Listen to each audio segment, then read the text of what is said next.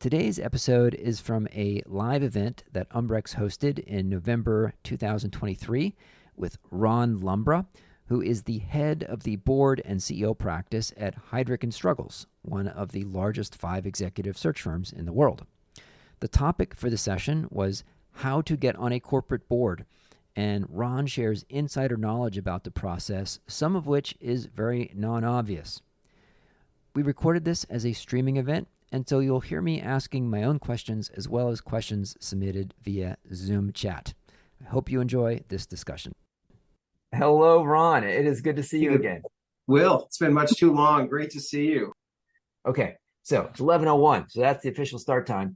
So I am so thrilled that Ron Lumbra, who is the head of the CEO and board practice at Heidrick and Struggles and has led behind the scenes, I don't know which ones, but has led searches for Fortune 500 CEOs and board members that we would all recognize, is with us today, talking about how to join a corporate board. What I thought we'd do is, this is kind of just no presentation. He's not going to walk us through PowerPoint pages. It's a conversation.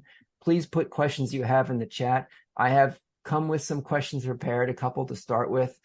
Ron, first, before we get into the piece of how we can get on a corporate board, I would love to hear a bit of just a landscape of board roles. So my very unsophisticated understanding would be thinking about there's Fortune 500 companies, there's all other public companies, there's PE-owned portfolio companies, there's family-owned companies. Would love to kind of get your segmentation, if you will, of the market and what types of people might be eligible or be considered for those different types of board roles. Just give us an overall landscape. Will do, Will. Thank you and welcome, everyone. It's a pleasure and honor to be able to speak with you. You framed it up very well, Will, and candidly, people often serve on a multitude of those types of segments. So I'll sort of start from the top, a bit the holy grail, the public company corporate board. That tends to be the one that people seek the most. It tends to be the one that's the most prominent. It tends to be the one that's the most difficult to join. So at the top of the pyramid, publicly traded companies, and then within that strata, the bigger the better. A large cap corporation, a Fortune 500 corporation, for example, tends to be what people really strive for. The challenge and the difficulty with those is that many of them require prior board experience, which leads you to the other strata. What you often see after are smaller publicly traded companies. Then you see private companies, most of which are private equity backed. You also have a strata of family businesses. Some of those are quite large. Again, I'm working for a $13 billion family-owned business right now. So very large, successful company, but building an independent board, or at least a board comprised of a number of independents to bring in that perspective. And then you have nonprofits. Nonprofits have a variety of different characteristics. Some of them, however, are structured much like corporate boards. And those tend to be really wonderful kind of proving ground training experiences for people who are looking at corporate boards because they have the same structures, same committee structure. They tend to use the same skills matrix in looking at talent for the boards. Those tend to work very well. And I distinguish those from the philanthropic board, where you write a big check, you get on the board, and it's the symphony board in a major city, and there are 50 directors, and they're mostly there because they wrote a big check. But then there's a small executive committee of the board that actually runs and governs the place. I'm distinguishing and putting aside that from the ones that really look more like a corporate board. So that's essentially the strata, Will, and how it lays out. Thanks. I'm still unsophisticated around this, but I got to say that I'd love to have you explain the types of roles on a board. And some of us who are not as close to it would say everyone has the title of board member. So you might think of it as this undifferentiated group of experienced business people. But I think more sophisticated people understand that actually, even though they don't have titles of board member for digital marketing or board member for finance or board member for Asia Pac, there are actually specific roles that a board will seek to fill. Could you talk about that a little bit? And when companies are searching for a board member, it's not just a generic, smart person, but there'll be a specific demand that they're trying to meet. Could you talk about that a bit? I'd be glad to. And I like how you framed it up. There's no one calls us and says, hey, get me a smart person to go on my board. It is always incredibly specific. I want a financial expert who's done business in China, who knows supply chain and happens to be female. That tends to be the level of specificity we get. Where does that all come from? So if you step back a bit, a typical board is comprised of about 10 people. Some are a bit smaller, some are a bit larger, but 10 is a really good rule of thumb. When you look at most boards, of the 10, you will find 4 or 5 who fit into the CEO club, or I've run a big business club. So they might be former CEOs or CEOs in different sectors. They might be people who've had big business unit leaders, but they've got the operational chops, credibility that they bring. They've run big institutions. They've overseen operations. That tends to be the number one in-demand skill set. And generally 40-ish% of a board are comprised of people like that. Then you generally have 3 qualified financial experts. You've got to populate audit. You've got to populate the finance committee. You need people who are qualified financial experts to do so credibly.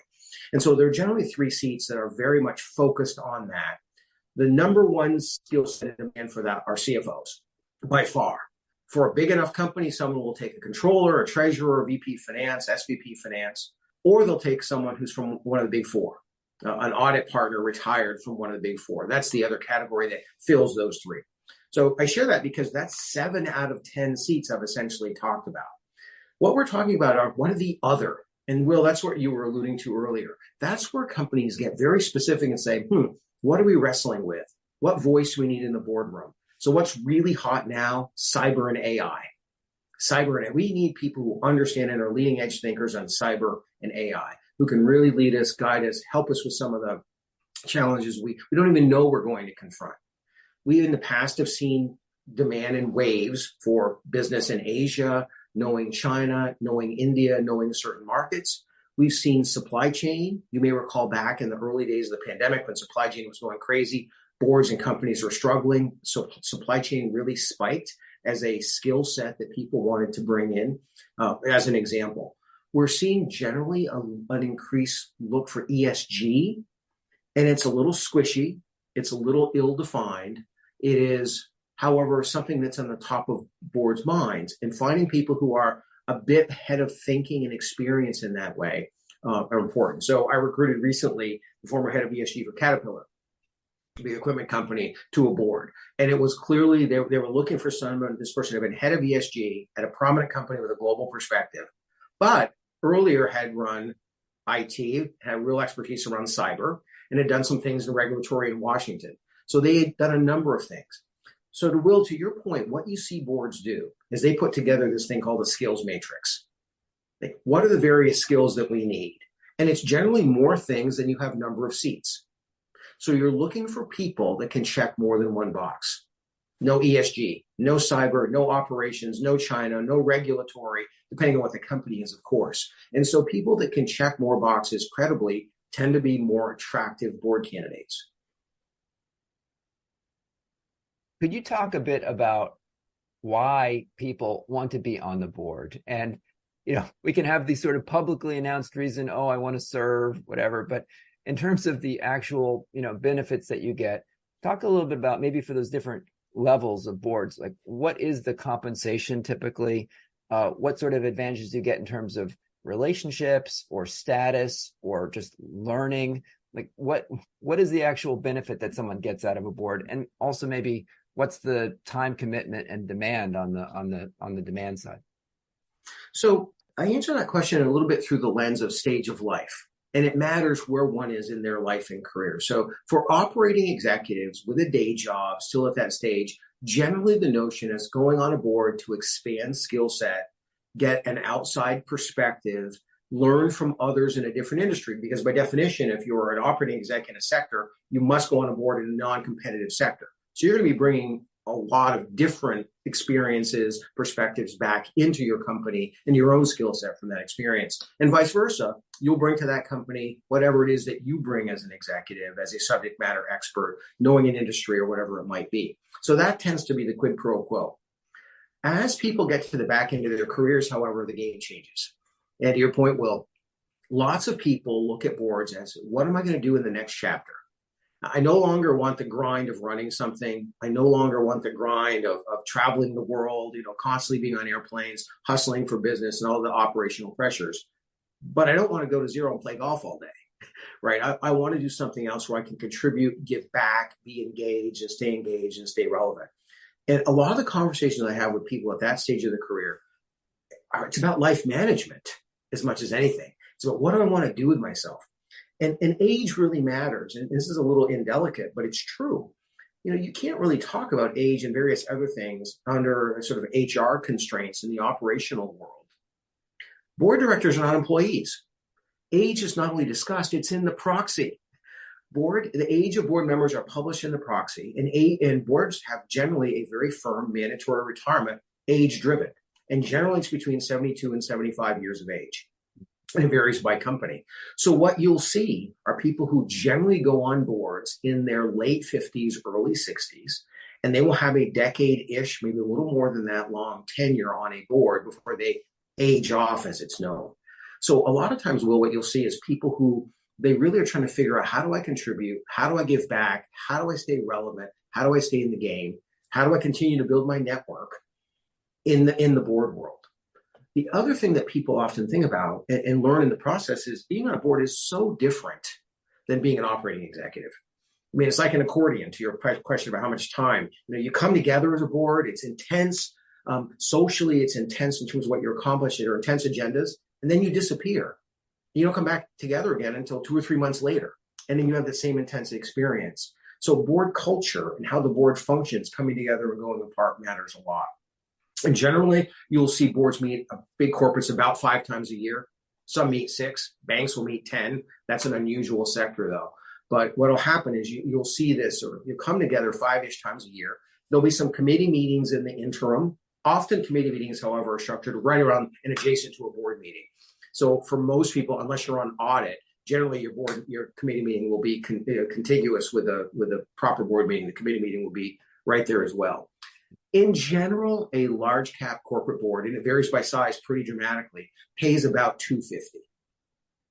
And in general, it's half cash and half stock, with the option to take all in stock if you would like, with an obligation to accumulate a certain amount of share holdings over time.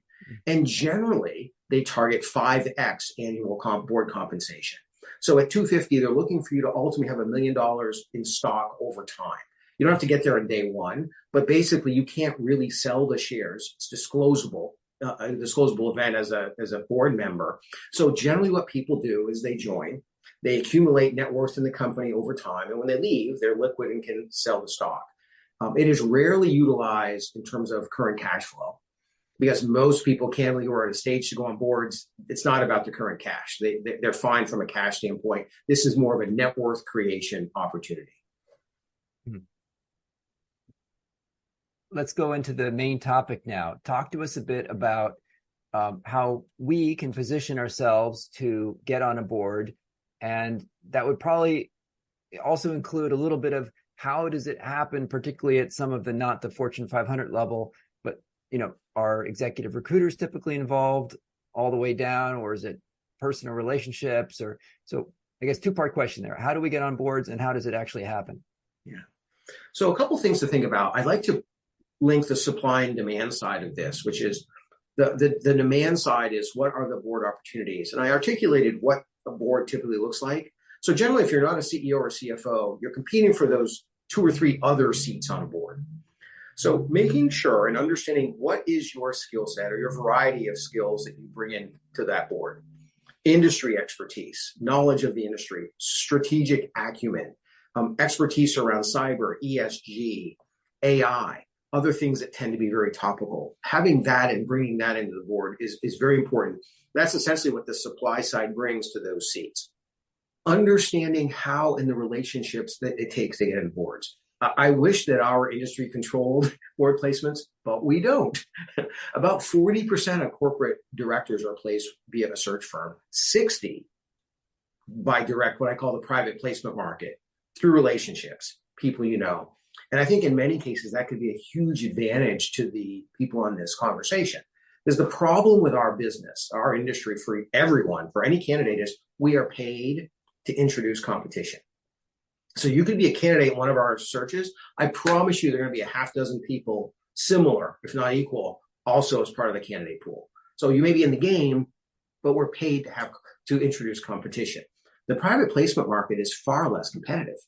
It's much more a board director knows someone, think they'd be a good cultural fit. They know our industry. They're well connected in our industry. They can be very helpful. They'll comport very well. And all of a sudden you'll see the announcement, they're on the board. What all came through that, it wasn't a particularly competitive situation. It was very much that private placement, relationship-driven kind of opportunity. Now, you might think about how do you trigger that? An important analog I like to raise is that joining a board is a little bit like joining an elite country club, where if you walk in the front door and ask for an application, you're not getting in. Because by definition, you've just demonstrated you don't know how it works, right? It's about knowing people. It's about having them think highly of you. And all of a sudden they say, hey, why don't you come out to the club and have a lunch with me? Or why don't you come out and play a round of golf? And you think you're playing a round of golf, and the next thing you know, you're invited into the club. That's how it works. So it's very much marketing and not sales. You're not asking for the order. You're not closing the deal. It's about putting yourself out there in a demonstrable way. I'm interested in boards. I'm particularly astute at, I know regulated industries. I know the utility sector. I know the banking sector, whatever your expertise might be. Letting people know what your give is, what you're bringing to the party, and you leave it out there. Because what will happen is over time, an opportunity might come onto the radar screen of that individual you just marketed yourself to. And they'll say, oh, I remember that conversation. You should talk to XYZ. They have that skill set. They know the industry. They're interested in a board. That's really how that networking works. If you're too aggressive and try to make the sale, it kind of is, it puts people off, and it raises the question about cultural fit within a board environment. But that more sort of nuanced, gentle nudge marketing, making yourself present, but making yourself well known. And here's the issue that people struggle with. People on this call are really smart. If parachuted into a number of boards, could be hugely successful as a director. It's not about that. It's not the game of can I be an effective director? It's a different game. It's can I get on board? And it's like a Venn diagram. There's a little overlap, but the overlap's not that big, actually. The can I get on a board game is a completely different game. And that's the game I would encourage you all to put your head in. Don't take it personal about can I be an effective director? I'm certain the people on this call can be effective directors. It's a matter of how does the game work to get on a board. Networking matters. Letting people know your skill set and having the courage to differentiate yourself. A lot of people come into this and say, they answer yes to every question. I could do this and I could do that, and I bring various skill sets. That may be true, but it's also not memorable and it's not distinctive. People who come in and have the courage to say, I know banking and I know regulation and I know Washington and I know whatever it is, they become extraordinarily memorable. Well, I've given up all these other possibilities because I cut off my options. My reaction is, no, you didn't. Because they weren't really options anyway, because they were too generic. You're going to be chosen likely where you really have expertise. And I think that's really, really important to have the confidence when you market yourself, to market yourself with specificity because it makes you memorable. Okay. We had a question from Rumbidzai Mufuka about diversity. And I know that you've done a ton of work around diversity. So she asked, what trends are you seeing around diversity goals? And is interest waning around that, or what are companies looking for, and how should you use that to position yourself? I just saw a clip. You pronounced the name perfectly, so well done, you. Will. So this is a friendly crowd, and I trust will be treated with discretion. And I'll be very direct on this subject, which is a delicate subject. Diversity matters intensely, and it has changed dramatically over the past several years. So I'm going to try to talk about board diversity in a bit of a timeline, if I could. Pre-pandemic, kind of, imagine yourself 2015 to 2020 in that time frame. Diversity mattered, but the real emphasis, women on boards, women on boards, women on boards. And I give tremendous credit to the momentum of bringing women on boards, the advocacy groups around women on boards, really getting great traction. That was where the real emphasis was. The pandemic hits in March of 2020. The George Floyd incident was on Memorial Day weekend of 2020. In August of 2020, I had 26 open board director searches. 100% were looking for a Black director. Just to put it in context for you. I mean, a dramatic shift to, oh my goodness, we don't have enough ethnic diversity on our board. We've been caught naked on this. We've got to fix it. So we had a 2-year window where there was intense focus on ethnic diversity on boards. And it started with Black directors. It then morphed to Latino, Asian directors, but the focus intensely on ethnic diversity. If you stop and look today, it feels much more now like it did back in 2018, 2019. There's still an interest in ethnic diversity, but most of the boards that were caught short and really embarrassed fixed that problem by working really hard over the last couple of years. And now they feel like we have ample, you can always take more, but we have ample ethnic diversity. Back to the topic of women on boards, that advocacy is maintained. And you're starting to see with the topic of women on boards, a real focus around 30%. And part of it's coming from the shareholder advisory groups, part of it's coming from some exchanges, but there are boards that are saying, look, we really need to have at least 30% women on boards. So to answer your question in a very specific way, yes, diversity matters. It has changed significantly from year to year over the past decade based on what was going on in society. Today, it matters. The final thing I will say, there was a period kind of 2020 through 2023 that was so intensely focused on diversity. A number of non-diverse, talented execs were not getting phone calls. They're getting calls again. So the non-diverse CEO, for example, which is normally a really top-notch skill set, there are a number of those people that weren't going on boards because the phone wasn't ringing as boards attempted to address their diversity constraints. That you will see now, if you look at the board placements, you'll see a number of non-diverse CEOs in particular going on boards. That's a little pent-up supply that was built up during that 2020 to 2023 timeframe. So thanks for letting me be so specific and candid, but that's what's going on in the market. No, that's hugely helpful to get that direct view of what's going on. And that stat of August 2020 is quite mind-blowing. Getting back to your golf club analogy, I'm like the guy who doesn't golf, hasn't been to the golf club, doesn't know where the golf club is. So I would love to hear a little bit more about these unwritten rules. And I see people do different things. Like some people will put in their LinkedIn headline, like open to board roles. Get more specific. What would be appropriate? What would be considered gauche? Quiet conversations saying, hey, as I move into this stage of my career, I'm open to board roles, keep me in mind, or what sort of is totally considered appropriate and what would be considered being too forward? Explain those rules a little bit to us. Yeah. So one of the things that happens a lot in my world is that people want to on boards because they read about the trends. Oh, there's an interest in women on boards, or interest on AI on boards, and I know AI, so consider me. There's a step that was missed, Will, that I think is really important because it will talk to someone's authenticity and legitimacy as a candidate. Do you care about governance?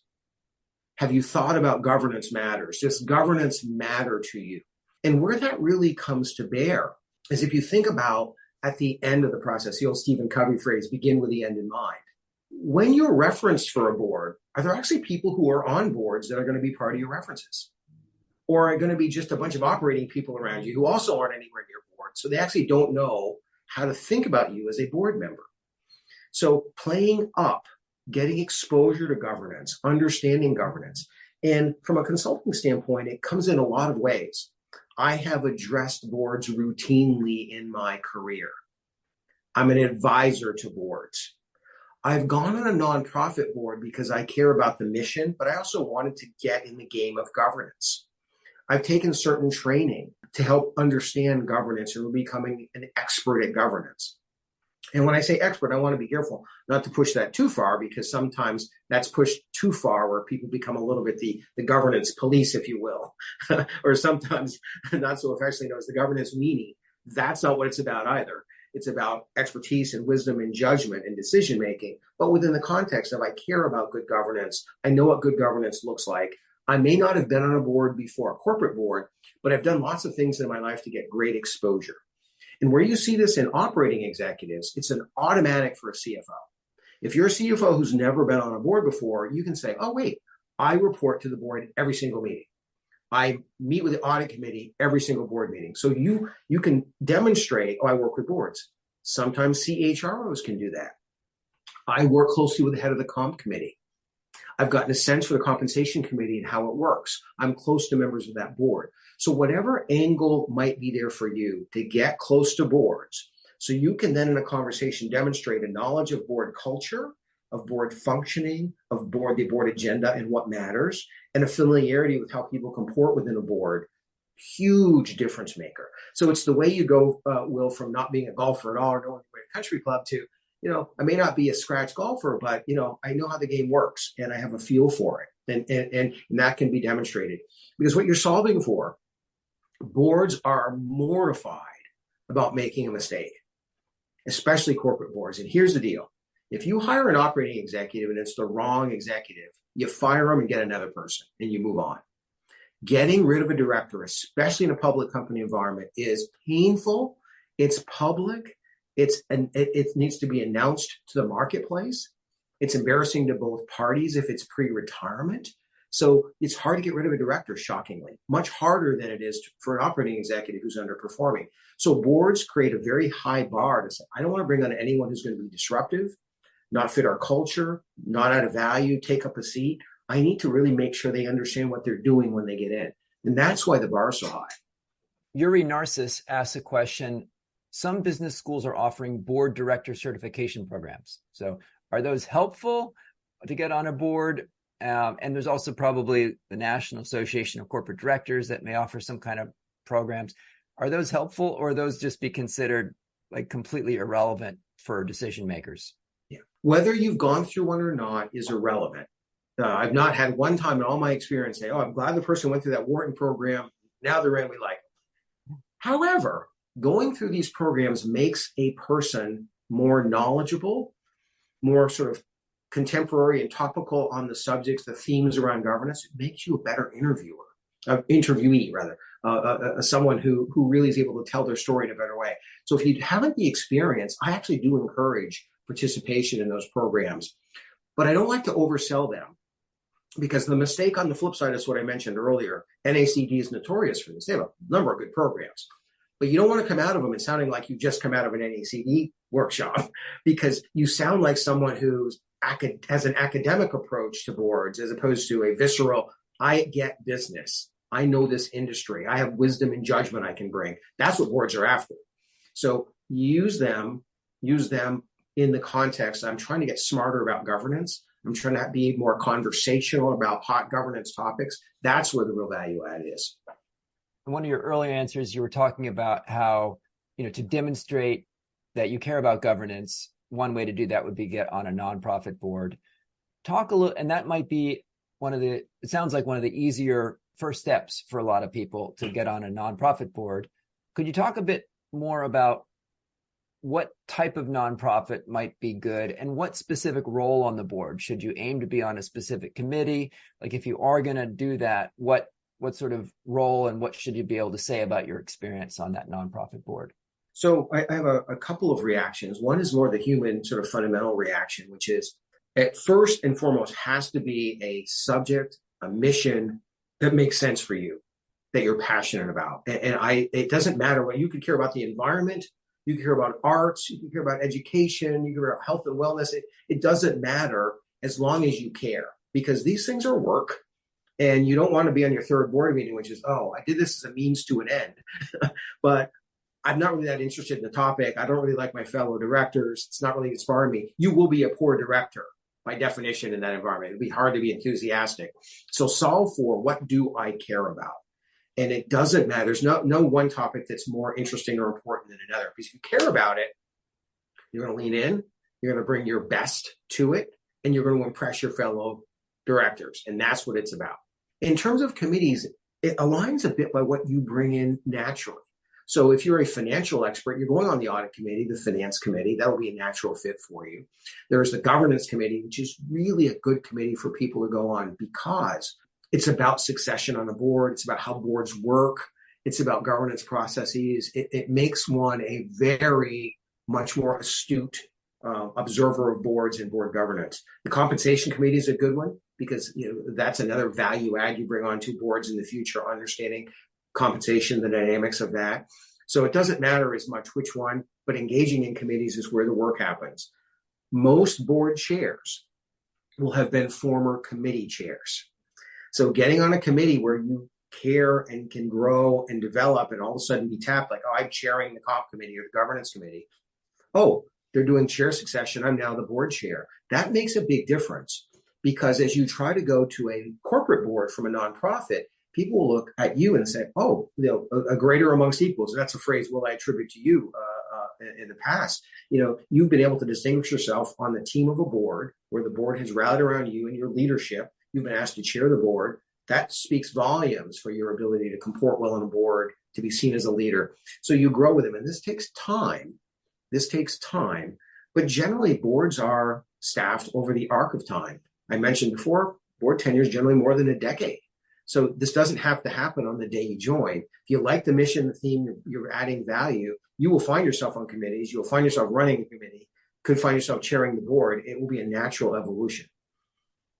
So let's say that we've done our work, we've done our relationship building over time, and we get the call, we get the request to join the interview process. So now we're in the consideration set.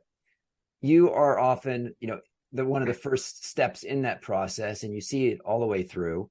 Talk to us about that interview process. What are the types of questions that you ask candidates? What are the types of questions that boards ask candidates? And what else in that interview vetting process should we know about? Are they going to, be on a credit check? Are they going to look at my social media posts? Are they going to, what else are they going to look at? So talk to us about the interview and vetting process. The good news is to get into the mix is a real positive testament to the candidate, because what will happen on a typical search is we will get the remit from a client and understand deeply what they look for. Let's be clear, we're in a service business just like all of you. We are trying to look great in front of clients so they'll hire us again. So when we respond, we want to show we've listened very carefully, we've delivered what they've asked for, and we've pushed the envelope a little bit. So we'll come up with a long list for them to consider of generally 15 to 20 ideas. The individuals on the long list will not know they're on the long list. No one's gone to them and asked for their permission, their interest. You just know they're interested in a board. That's all you need to really know at that stage of a process. And so you'll talk about 15 to 20 people. 10 to 12 will be right on spec. And you'll take 2 or 3 and you'll say, look, this person's a little off, but here's why we think you should consider them. There's something special about what they've done, something you hadn't thought about, because you do want to press the client within the bounds of reason. That's what we're trying to achieve. From there, working with a client, they're going to down select to half a dozen people. They say, we really think these are the top 6, reach out to them. So if you ever get to reach out, you've already been down selected through a process, and it speaks very highly for how you've come out in the process. So I'm going to stop that and now go to the candidate side of this whole conversation. When we're building that long list, it's all about major and minor, major and minor. What's your major? What's your real expertise that you bring that fits what our client wants? Oh, and what else are they getting? Remember I mentioned that skills matrix. There are more boxes that need to be checked than there are seats on the board. So you need people who check more than one box.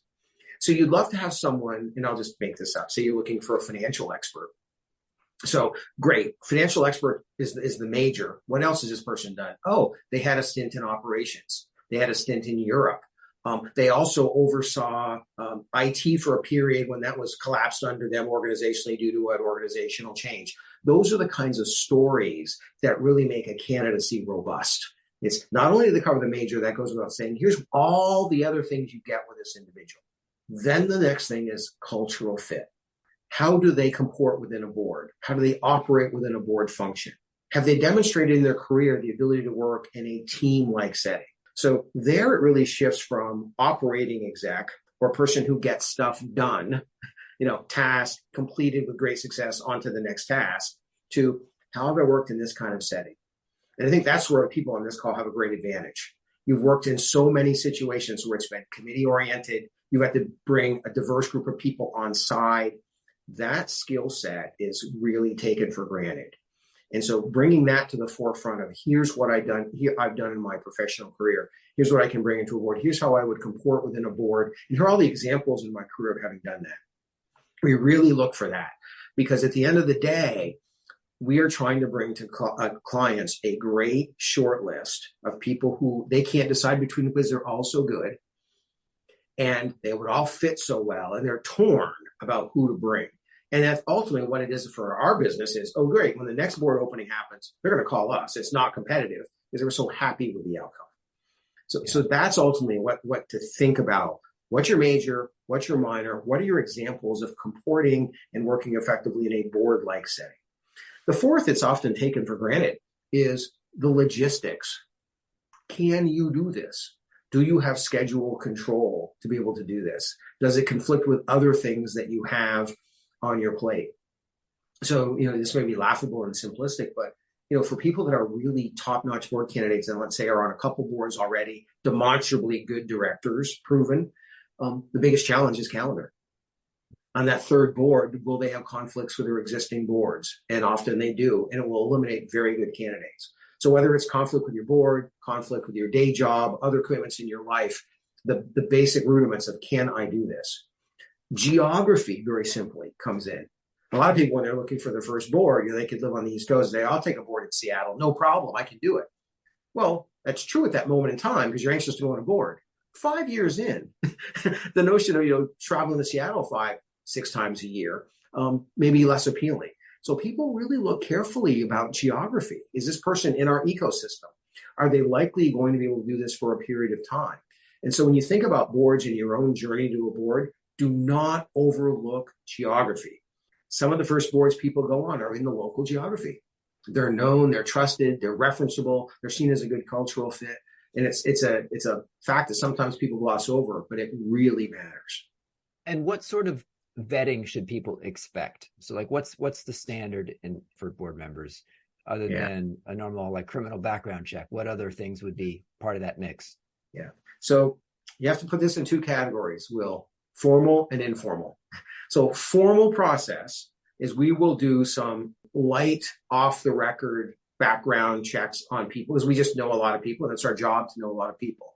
So if a person is coming from a certain company, on a certain board, where we'll know someone there and we'll have a quick off the record conversation, tell me about the person, any issues, any concerns, just to make sure that we've at the high level sort of gotten a good sense of the person. At the end of the process, two things happen: a formal background records check, and that's the FBI, police records, looking for anything that might have happened there, and then we take business references, and generally the process is 4 business references we'll take. And these are conversations with people who work with the individual, serve on a board with the individual, know the individual from whatever vantage point. So that file, background records check, and the formal references go to the general counsel of the company and are in the permanent, or in their file for keeping, to make sure that everything is very clean. Informally, here's what really happens. During a process, a candidate will pop up, and all of a sudden you'll hear a board member out of nowhere say, "Oh, I know someone who was on that board. I'm going to call them." So there are all kinds of back channel conversations that happen to informally vet candidates. And it's one of those things that there's little that can be done about it, but it's really important to know that it's going on. I had a candidate just the other day, happened to be a Latino financial expert recruited to a board. And we were in a group of people and we're talking about this background process. And he said something like, "Well, people say that there's background, these calls go out, but I went to this board and no one made any calls on me." A person in the group said, "I got a call on you." This person happened to be on the board of the company. And he had no idea this had happened. And it was a good laugh among all of us. But the point being, these calls, these back channel calls get made whether you like it or not, whether you want it or not. And so you just have to understand that every person you touch, every person you interface with or have worked with in the past is a potential one of these informal contacts. You hope they're more positive in your history and background than negative, because if they stumbled onto someone that wasn't good, it could be harmful. But that is exactly what goes on. Someone asked me to ask you, given that executive search firms fill about 40% of the roles, what should we do to make sure that Heidrick and Struggles is at least aware of our interest? We don't want to be too forward, to your point earlier, but should we submit our resume to you and your team and other firms? Should we have someone who introduce us to you? How should people get in front of executive search firms just to indicate their interest? Yes. So absolutely, your resume should be on file with all the major firms. Here's how we work. We all have board practices that are centrally administered and managed. So you'll have a variety of partners like myself. So think about it like a milkshake with a bunch of straws. The straws are the partners like myself, but the milkshake is one consistent area that the board research function manages. So if you get introduced to the practice by any one of the partners, you go right into the board database and you become a shared asset that people can look at. So a new search opens, like, oh, who do we have in that milkshake? Who's in that inventory of people that would fit the spec that we're looking at? And that's where your name will pop up. So you don't need to talk to every single person in a firm, but knowing someone, having your paperwork in front of each of the firms is important, because you never know which firm will have a particular engagement where you will be right. So I think that's a really good thing to do. You talked earlier about the typical compensation for a board member at a Fortune 500 or a larger public company, $250,000 per year.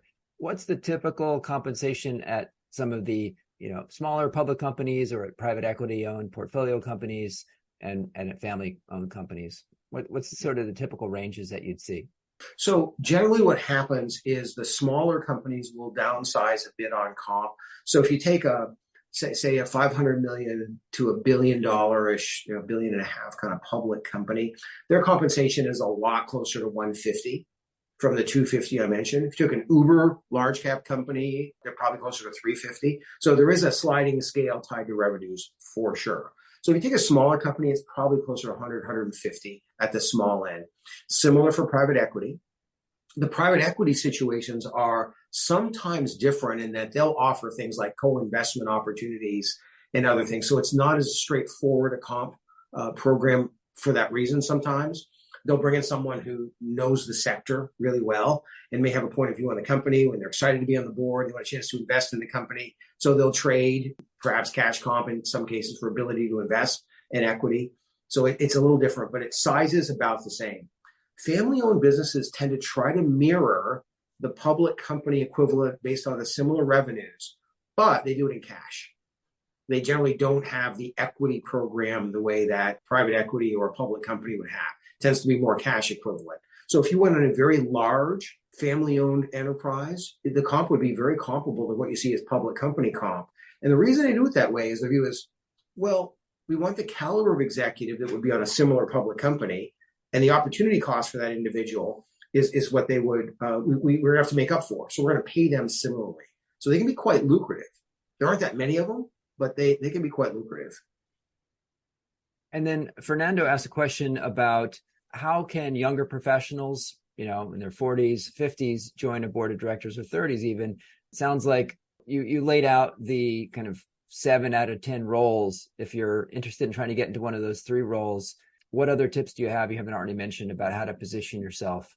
So one of the most challenging things, I mentioned age very openly early in the conversation. It's a real challenge because there are times when youth is really valued, where companies say, look, we need a contemporary director. When digital, people were really focused on digital view as well. We need somebody who's a digital native.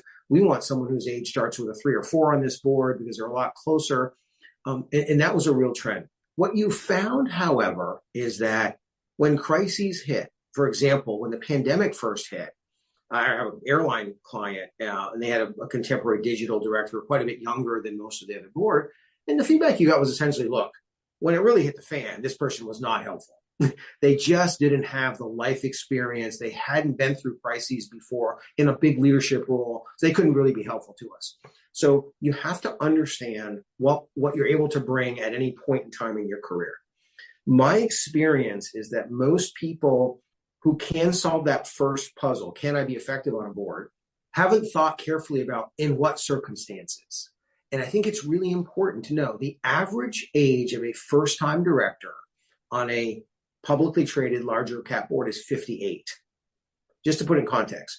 So when you show up and your age starts with a 3, look at the existing board. You could be the youngest person on that board, not by a day, but by a decade or 15 years. So you have to put yourself in the mode of, are they going to listen to me? Am I going to be impactful on this board? Am I going to be an effective director? If you're not an effective director, you're not getting your second board. So this is a bit of a trap for people to be really cognizant and self-aware of, which is, yes, you could get on a board. Why do they want you? where can you be most effective? Can you really outperform so that you become a really respected fellow director to go on other boards? And it's a very delicate thing. My advice is people who are at that stage, positioning, it's all about positioning for the right time. So it's getting the right experiences, getting the right network built, getting exposure to boards. So you have people who are actually board members who can speak to you and about you. That's what it's really about, rather than solving for the result of getting on a board. It's a great time to position. So it's not too late, if you know what I mean. You get to the back end of your career, you've got a big skills gap, and it's too late to fix. That's what being in your 30s and 40s positioning for boards is about, in my experience. There'll be the occasional person at that stage of life who goes on a board for some particular reason.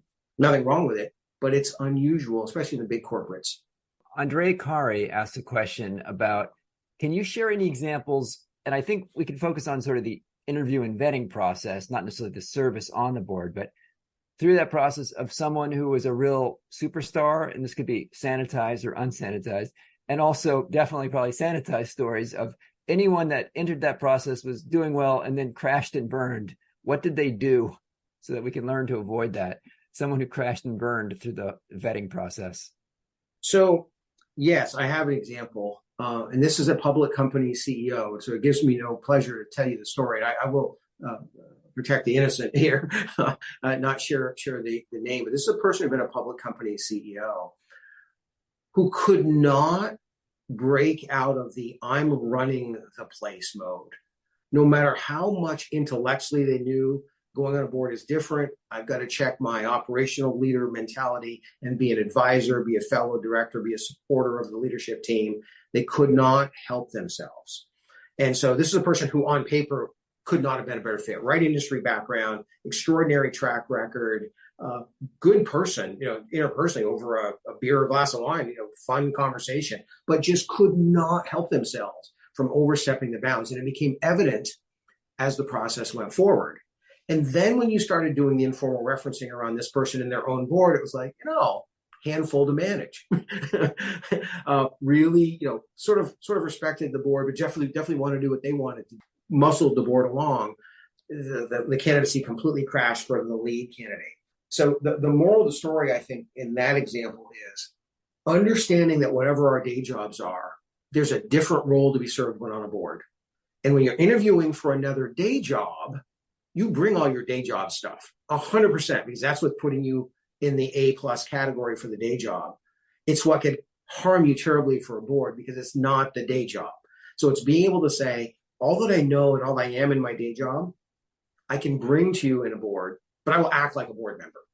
Collegial, sharing, supporting, good working relationship with the management team, knowing when to advise, knowing when to step back and get out of the way. That was really an important learning from that crash and burn. We are 10 minutes from the top of the hour, and I will just observe that this has been a popular session so far. We still have almost 100% of the people who joined at the beginning are still with us, and that's always one measure I look at. So 94 participants still with us. Before you leave and jump off, folks, in the next 10 minutes, before you do hit the leave button, it would be awesome if before you leave, you could put in the chat, what was one thing today that you heard from Ron that was interesting, surprising, particularly helpful?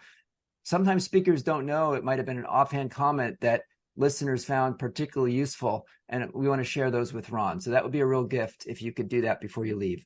The next question I have, Ron, is you mentioned earlier how there's this Venn diagram between someone who's very qualified to serve and capable and someone who has raised their profile sufficiently to get awareness, to have decision makers aware of them.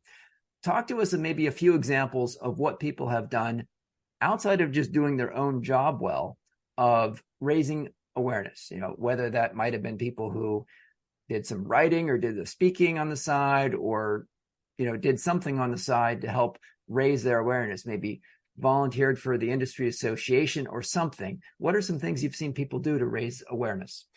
I'm so happy that question was raised because I've been holding this one.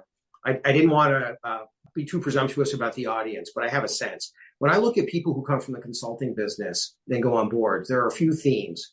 One is they generally are known as being a real player in the industry they cover. So they might be, retired Bain partner in retail. How do they get on a retail board? Well, they probably got to know a board and a CEO through a consulting engagement over a period of years. They became a personal comfort. They clearly know the industry and sector. They clearly have a great strategic mind. They clearly know people. They know trends. It's clear why they would go on a board. And I think that expertise and engagement, kind of leaning in a very assertive way within a function you may cover, within an industry you may cover, don't take that for granted. Because if you look at the model, I'm always about, what's the model? Who else have done this? You see people out of consulting and go on boards all the time. Inevitably, it's not because, ex-McKinsey person, generally big-brained, good thinker. Wrong. This person led the chemicals practice at McKinsey. They're on a chemicals board. They demonstrated they knew the industry. And then from that, they join another board because that's where they gain their board chops. So that's a very interesting model, and sort of know the industry expertise, the functional expertise, and unapologetically lean into it. That's where the most credibility will come and where you'll spike in that skills matrix. We had questions from Sven Biker. Does experience on advisory boards for startups, so not a formal board, advisory board, what benefit, if any, does that bring to your feasibility of being on a board of directors? Not as much as you would think. The strata for a startup is usually quite small, and so they're not dealing with the same issues that larger boards deal with in terms of governance, scale and scope of the business they're overseeing. There's nothing wrong with it. It doesn't hurt, but it doesn't particularly leverage much in terms of a larger board role. Someone asked a question about independent consultants. So you mentioned sort of the former Bain partner and so forth. What chance, if any, do those of us on the call, which is almost all of us here, as independent consultants, do you ever see independent consultants getting called onto boards? And how can we, best position ourselves, given that we're not at the platform of a Bain, McKinsey, BCG, et cetera? So it's the private placement market that we talked about earlier. And my experience has been it's very much where there are just such trusted relationships that have been built over time that the board will look at the individual as one of us. It's truly the trusted advisor. And quite candidly, if I can get one of you on the board for $100,000, $150,000, depending on the size of the company, a couple $100,000 a year, it's actually cheaper than hiring you outside. And you're going to be part of us anyway.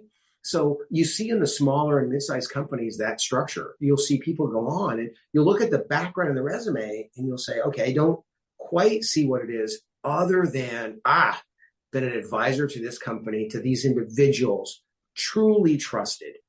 And where you see the flip of this, Will, if you see a company that's earlier stage and has built its entire early board with people like that, trusted advisors, trusted confidants, investors, they struggle like crazy to bring in their first truly independent director because they're so worried about screwing up culture. We built this great culture. We like the board. These outsiders, we don't know that well. We're not comfortable. We've never brought in someone yet. We haven't known as well. So play that game. I'm known really well. I'm trusted. They know I'm not going to screw this thing up. I'm not going to be the disruptive board member. They've got to know me. And so being able to position yourself of not only can I be your advisor, I can be on your board one day. It's not a bad strategy, especially for a smaller, medium-sized company. Ron, you talked about the formal commitment of attending the committee meetings and the actual full board meeting. But outside of that and just reviewing the materials, what is the typical additional commitment in terms of time and expectations, other than maybe the audit committee? Are you expected to be having regular ongoing conversations with CEOs? Are you expected to be touring facilities? Or what is sort of the expectation between those 5 meetings per year? Generally not. There's generally a very de minimis requirement. First year is generally harder because the touring facilities, orientation, getting to know and learn the business, that generally takes more time because you're asked to do these things and you enthusiastically want to because you want to get to know the company and add more value more quickly. The things to look out for, and I'm talking about public companies when I say this, an activist, CEO succession, or M&A. Those are the big 3 that you have to watch out for because the moment that happens, you have special committees formed.